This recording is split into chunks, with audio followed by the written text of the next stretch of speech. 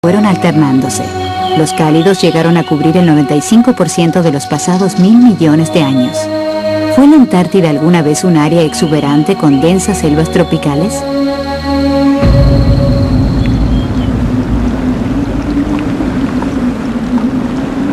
Hoy, la misma Antártida está cubierta por miles de metros de hielo.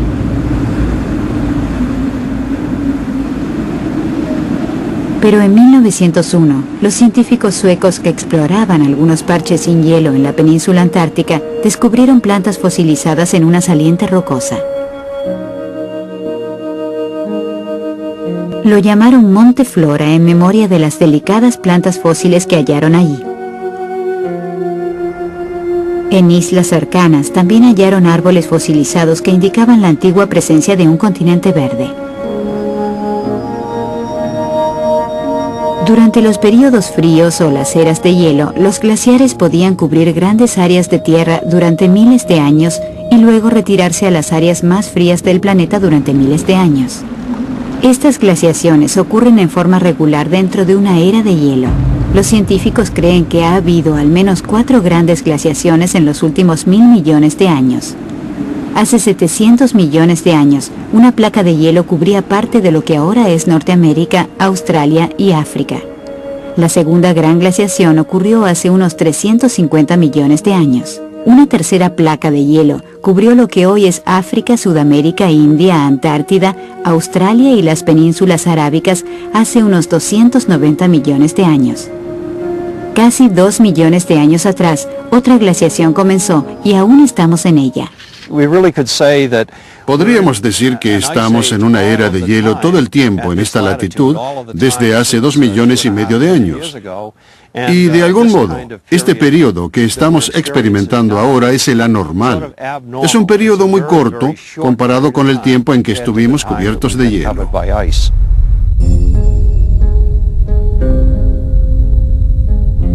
Tres grandes componentes de la órbita terrestre en torno al Sol contribuyeron a los cambios en nuestro clima. Son todos cíclicos, pero ocurren en diferentes intervalos. Esta variable solar fue descrita por el científico serbio Milutin Milanković en 1938. Desde entonces se la llama la teoría de Milanković. La órbita terrestre alrededor del Sol, que también recibe el nombre de excentricidad, varía. En un extremo es más circular, por lo que cada temporada recibe la misma cantidad de exposición a los rayos solares.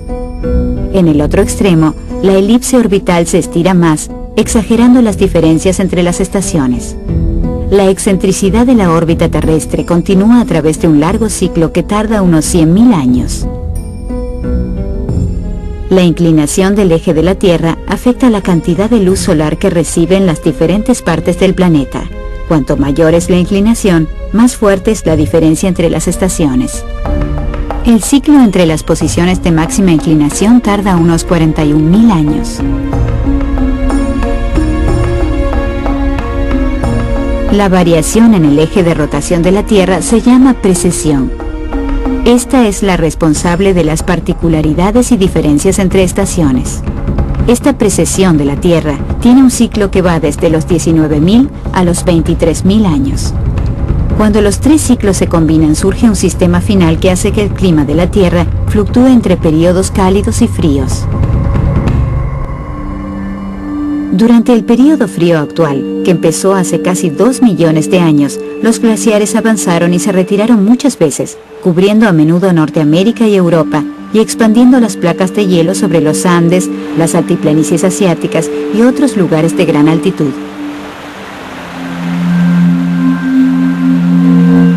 La era de hielo más reciente alcanzó su pico hace aproximadamente 20.000 años. Los científicos usan varios métodos para estudiar estos eventos cíclicos.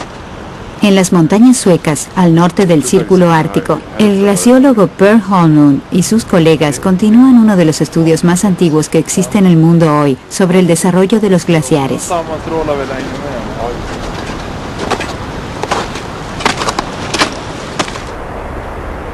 Los glaciares cercanos al pico más alto en Suecia, el Kebnekaise, aportaron algunas pistas sobre la Tierra durante los tiempos glaciales pasados.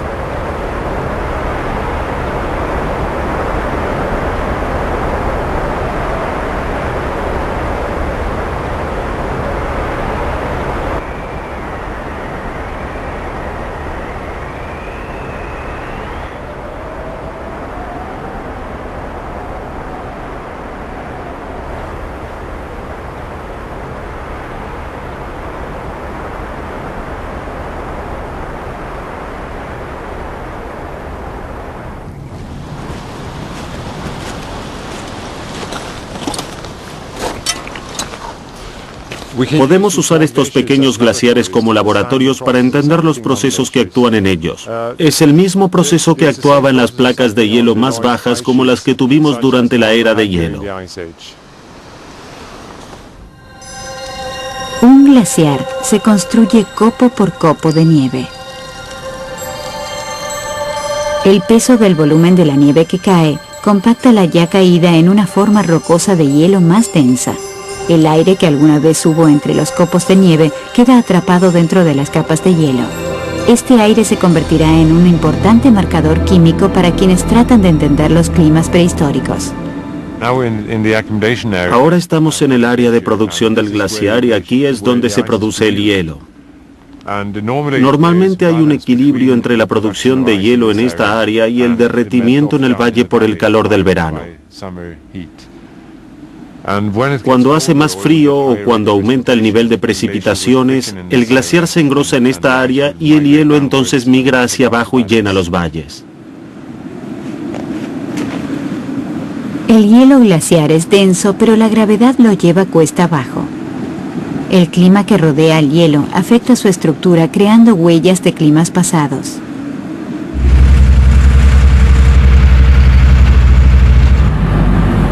Desde comienzos de los 90, los científicos perforaron la capa de hielo de Groenlandia y obtuvieron núcleos de hielo a más de 3 kilómetros de la superficie. Examinando los núcleos, los científicos esperan conocer la historia del clima que abarca los 400.000 años desde que se formó la capa de hielo sobre Groenlandia. Cada año produjo capas distintivas en el hielo, que son un registro de nuestro pasado glacial. Al medir cómo penetra la electricidad en el núcleo, los científicos obtienen un cuadro preciso del espesor de cada capa y pueden estudiarla más en detalle para descifrar una historia del pasado que contiene una predicción atemorizadora. Estamos cargando las baterías del taladro. La información de varios proyectos de perforación en Groenlandia es la base para las simulaciones por computadora de Shin Fastuk en la Universidad de Maine. Él predijo los patrones de temperatura y precipitaciones para miles de lugares en toda Norteamérica y Europa. ¿Pero qué tan seguro está de que sus modelos reflejen la realidad? Estas animaciones son muy precisas. Los modelos se contrastan con las placas de hielo existentes. Este fue comparado con la Antártida y recrea bastante bien su estado actual. Así que, cuando cargamos las condiciones que creemos realistas para el mundo de la era de hielo, estimamos que la placa de hielo que esto produce es tan realista como nuestra representación de la Antártida.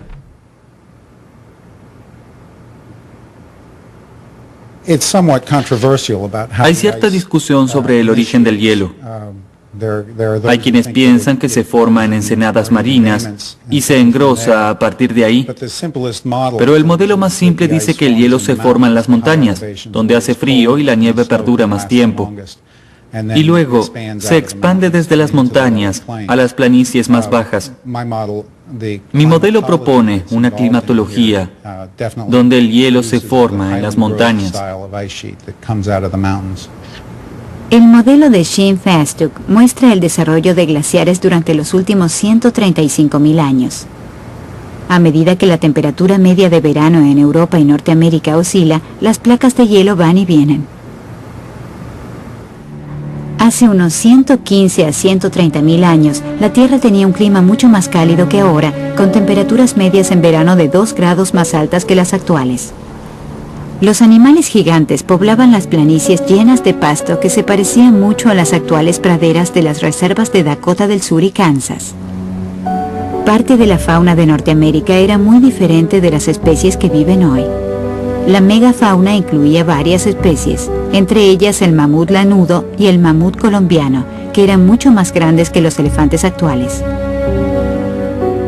También había osos, leones y guepardos, depredadores de importante tamaño que cazaban eficientemente a los muchos herbívoros.